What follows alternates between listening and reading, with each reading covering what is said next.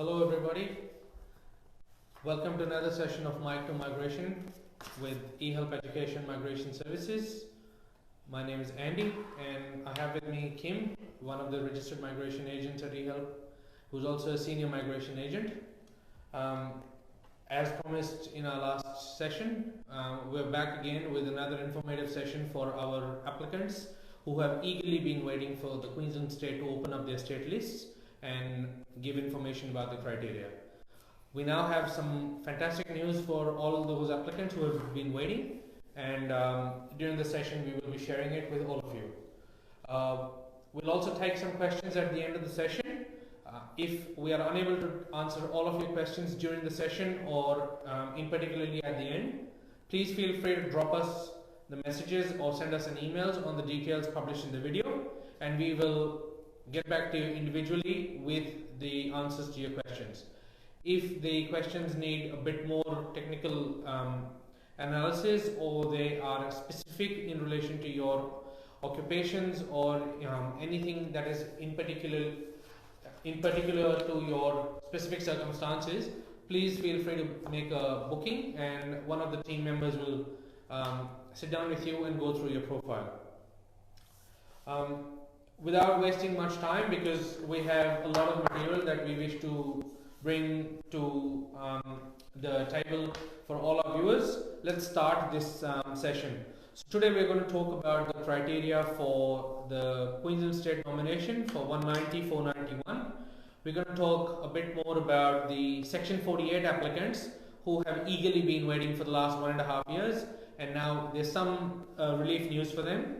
We'll also talk on the SBO and the other streams of skilled visa opportunities that Queensland is offering, and we'll talk on the English requirements for the applications.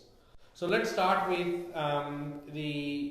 let's start the session with a basic about what this visa is. I'll get Kim to start on with what the 190, 491 and the SBO is all about. Kim will talk more about it, and then as we go forward, me and Kim will share some information. Thanks, Andy. Well, essentially, most people would be aware that I think that the 190 and the 491 in particular are state and territory nominated. So in other words, in the case of Queensland, the Queensland will provide some additional points towards the overall points required. So there are additional points for the regional category as opposed to those who are the non-regional category.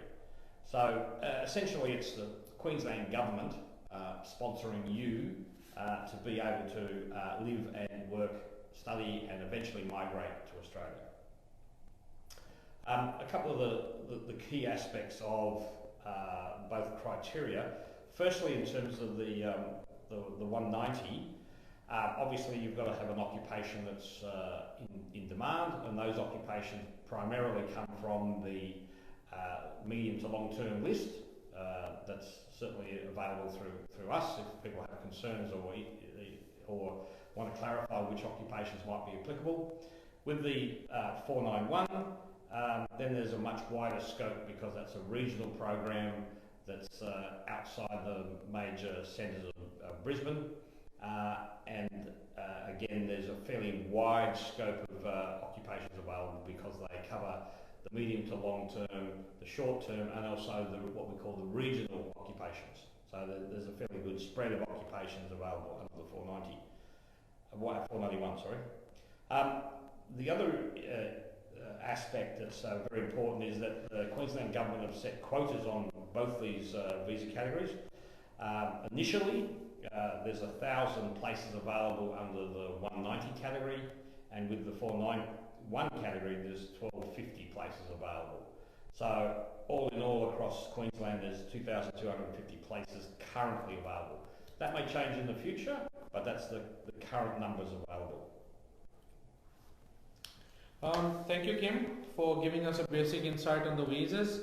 Now, before we talk on the criteria, let's address the Section 48, which has been a key question for most of the applicants. Can you first shed some light on what exactly is Section 48? How does it affect the applicants? And what has changed for those applicants who were affected by Section 48?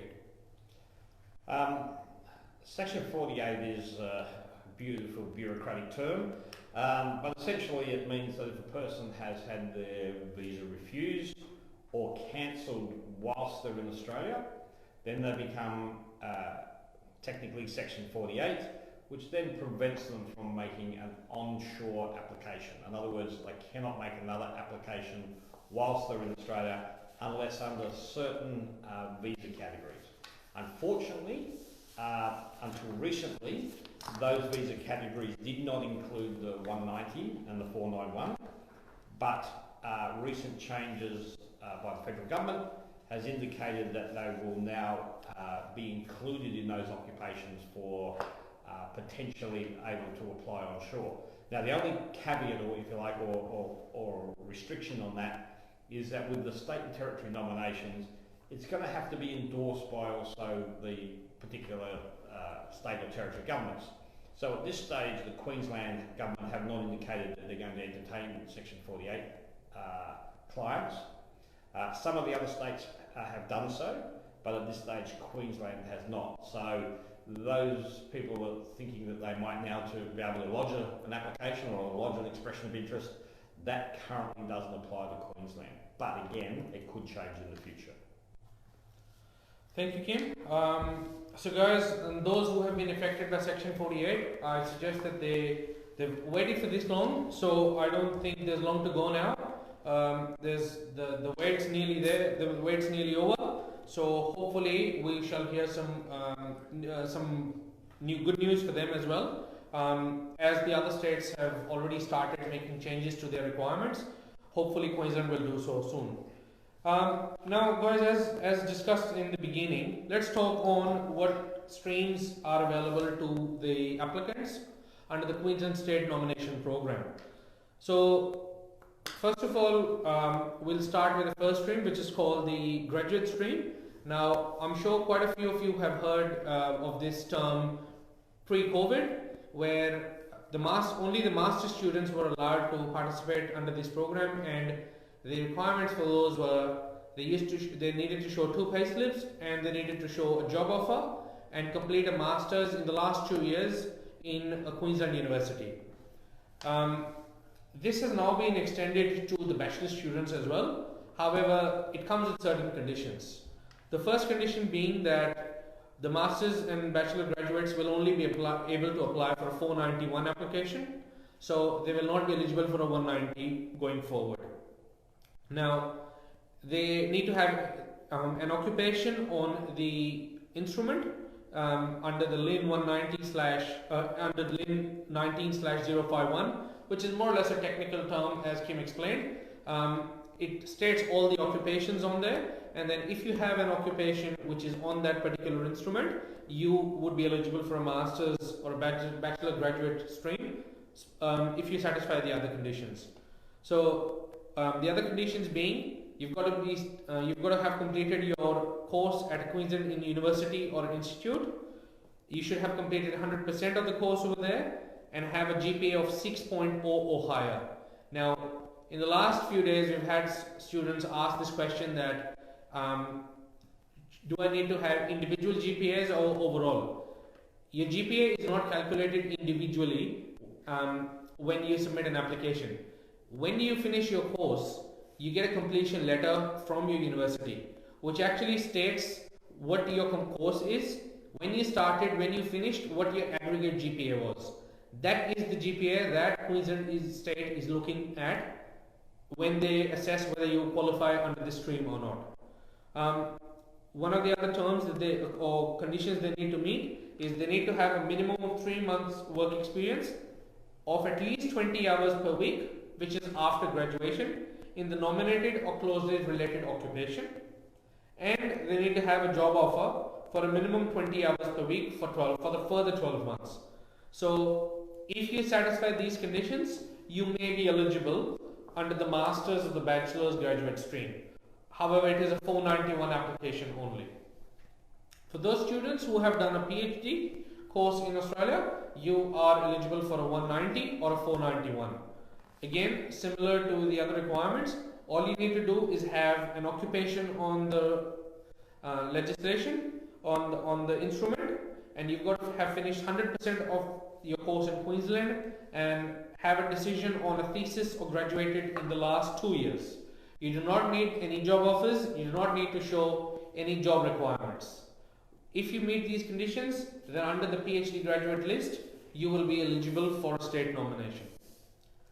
The next criteria, or the next stream that we have would be the skilled working in Queensland stream, which has always been the most common stream for all applicants. Under that stream, we will need to show that the applicant if you're applying for a 190, the first important part is you need to have a minimum of 80 points, which include the state nomination. Now, before I move forward, I want to make sure that you understand that the 65 point is just a pass mark which makes you eligible to lodge this application. The state may have its own requirements, which in this case they have, and have advised that they need a minimum of 80 points, which include the state points, before you are eligible for a 190. So yes, you can lodge an EOI with less points, however the state may not invite you. Now, the points requirement for a 190 is 80. You need to have been working in your closely related field or a nominated field for a minimum of 6 months, and you need to have a job offer for 12 months or more at 35 hours per week. The businesses who are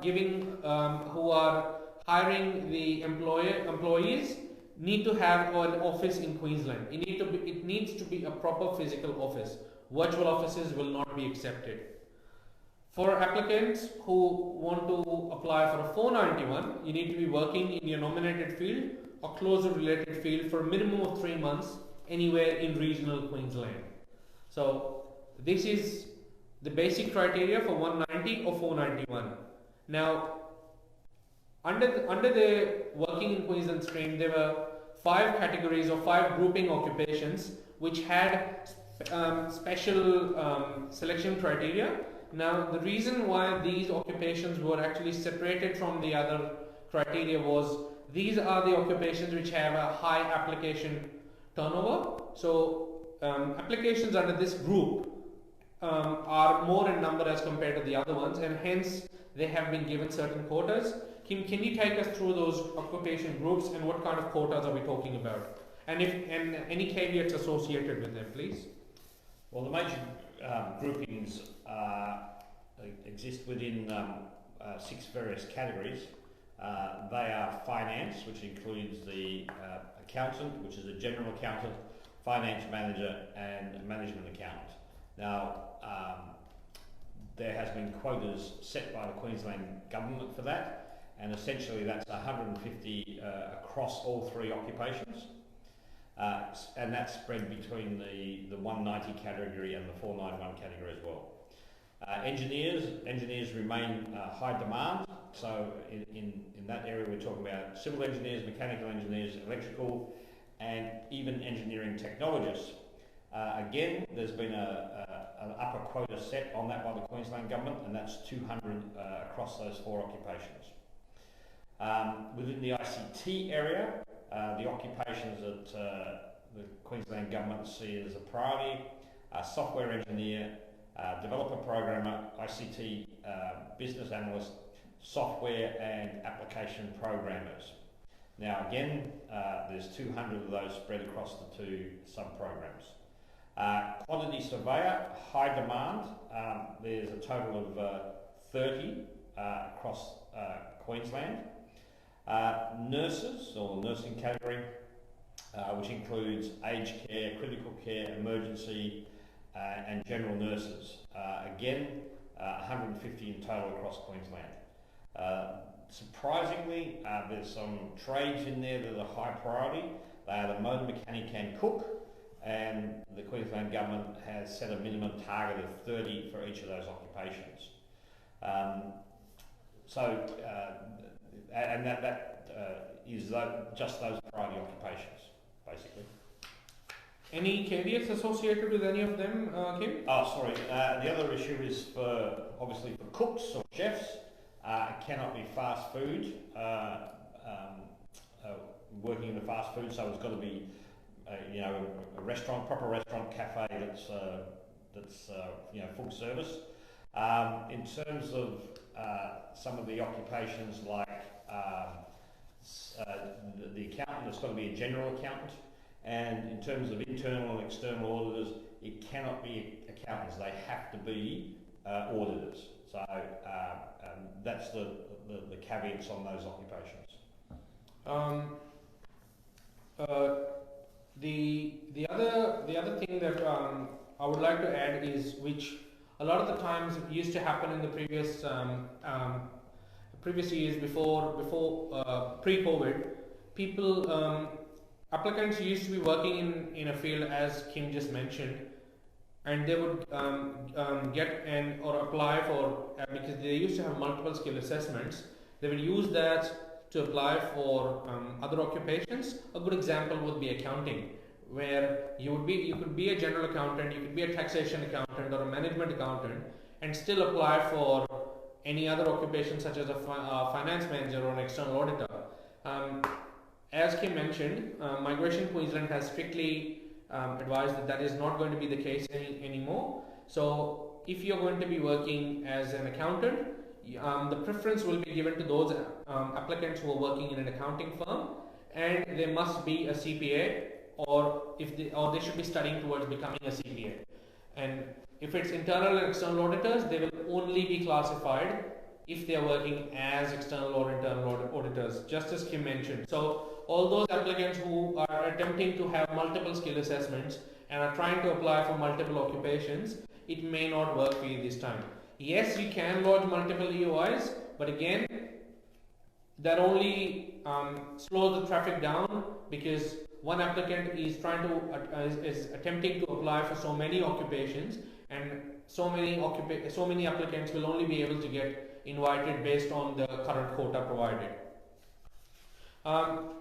There is another third stream which has always been a part of the skilled stream. However, a lot of the applicants confuse it with the business stream. This is called the small business ownership, so SBO stream, which falls under the 491, and the quota allotted to the 491, as Kim mentioned earlier in the discussion, is given to these occupations as well. So any SBO invitations form a part of the skilled quota. There's been a bit of a shuffle up with the requirements for SBO. We have some good news as well. So all those applicants who had previously bought their own businesses, who were not eligible or who had startups, are now eligible to go for the SBO stream. So prior to July 2021, businesses who have the applicants who have bought their businesses who were not able to apply for the EOIs can now apply for them, provided they meet certain conditions. The business must have a turnover of a minimum of $200,000. The business should have been in operation for at least 2 years. The business should have a profit, and the business should have employed an Australian permanent resident or an Australian citizen for at least a minimum of 20 hours per week. There has not been a definition given for the amount of profit, but it's expected that the business be in a decent profit, so that way it substantiates the fact that the business is going to be run for the next 3 years, as that is one of the undertakings that is provided as a part of the 491 SBO application. That once the application is granted, or the visa is granted, you will be running that business for another 3 years. For all those businesses who have purchased the business before 1st of April 2021, they must have been in operation for at least 1 year. Any businesses that have been bought by applicants after 1st of April need to have been in operation for 2 years. Now, the $100,000 which is invested or which should have, or which forms a part of the key criteria of the SBO, you have to have that towards the purchase of the business. A lot of the times applicants ask us these questions that, oh, what if I buy stock? What if I buy, I'm paying the wages? What if I'm paying the rent or I'm paying the bond? Is that a part of the 100,000? No, that is not a part of your 100,000. The 100,000 is your investment in the business. So you could be buying equipment, you could be doing a bit of development, or you could be buying some assets in the form of maybe a delivery van or a delivery car, and that will be a part of your $100,000. The leasing businesses such as petrol stations and home-based businesses such as couriers or cleaning businesses will not be considered. The problem with these businesses is that you cannot purchase them outright and you are leasing these businesses. Hence, they cannot be small business. They cannot be your own business. At the same time, we've had this question before where people have asked, what about the ownership? As an SBO applicant, you need to have 100% ownership of the business. It cannot be in a partnership. It cannot be between several directors. It has to be one company and one owner. If the applicants are partners, yes, they may be considered, subject to further checks by Migration Queensland. However, the main applicant has to be a part of the application. All in all, the whole migration program, even though it has been a bit more stricter as compared to the previous years, we still believe that a lot of the applicants stand better chances as compared to the previous years. Skilled migration has always been a core of the migration to Australia, of the migration program to Australia, and will always be. It's just that the requirements have been based on the COVID recovery, and the focus has always been on COVID recovery in the past 2 years. As Kim mentioned, the existing quota is what has been allotted to these applications, which is subject to change going forward should the applications meet the relevant quota. Obviously, the program keeps evolving, and we have been seeing in the few recent months that the Australian government is working towards opening up Australia, and from 1st of November has opened up its international borders to Australian permanent residents and citizens. Section 48 has just been approved.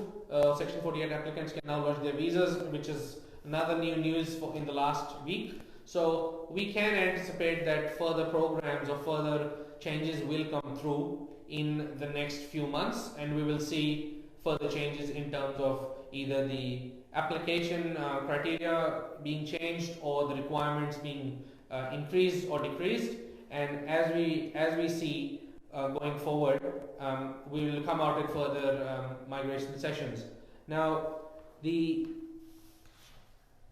applicants are concerned about particularly the 6 categories that Kim mentioned earlier, the quotas, in terms of what will happen when the seats are filled.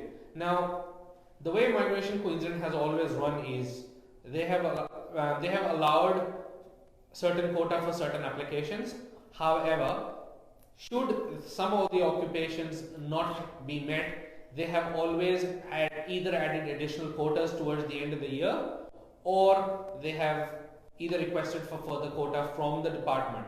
Now, we cannot affirm this at this stage, but it could be a possibility going down the track. Now, as all of you are aware, and we possibly have forgotten to mention this in the session, that Migration Queensland is looking at taking applicants based on the points. Now, yes, 80 is the minimum point limit for a 190 application. However, even within the same grouping, if we have applicants with higher points, they will be given preference over the ones with lower points. So let's give you an example to make it a bit more simpler. So we have John, who's sitting at 80 points as a mechanical engineer, and we have Sasha, who's sitting as a mechanical engineer with 85 points. Sasha would be preferred first over John because she has 85 points. However, after Sasha has been invited, if there is still a seat remaining, John will be invited based on the fact that he still meets the criteria. So all those applicants who are sitting on high points need not worry. All those applicants who have previously given up trying to get higher scores or achieve NARTI, or who have partners who have not done their English test or skill assessments, we would encourage them to go ahead and get those done to maximize your chances to increase your points and then qualify and come in the top selections. Now, we've also seen that a lot of the times applicants just go for skill visas, and if they can't meet the criteria, they lose hard. Me and Kim, we've done several sessions on Dharma and 482s and Healers, and there's so much to offer in these programs, and in terms of occupations, as Kim has specified several times, 482s and 186 is a beautiful program available to all those employers and employees who are actually working in their current field. You can go with those visa subcategories as well, which don't require you to meet so many points. So if you do meet the other requirements like work experiences and you have your degrees and your skill assessments, and as Kim has mentioned in some of his previous videos, why are you waiting for skill visas? Why don't you go for this option?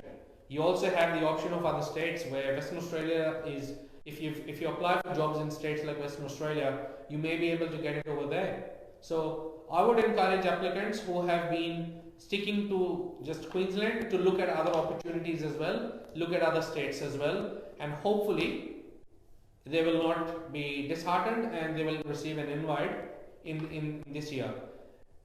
The migration program itself is evolving. We are seeing that there is so much happening in the market where Australia is, as I mentioned, opening up, and going forward we will be seeing a bit of revolution in the migration program. I hope we have been able to provide answers to all your questions, all your doubts, and we have touched base on each and every point. If there are specific questions, as I mentioned, please feel free to send us an email or contact the team at eHelp Consultants, and we will be able to assist you individually. We'll be back with another session next month to target any other changes or any other migration or any other visa subclasses, and we'll answer all your questions then. Take care, guys. Thank you, Kim, for joining us, and thanks to all our viewers and our participants who have been with us or have patiently waited for our video to come out, so that way they can get their doubts sorted out. Take care, guys. Have a nice evening.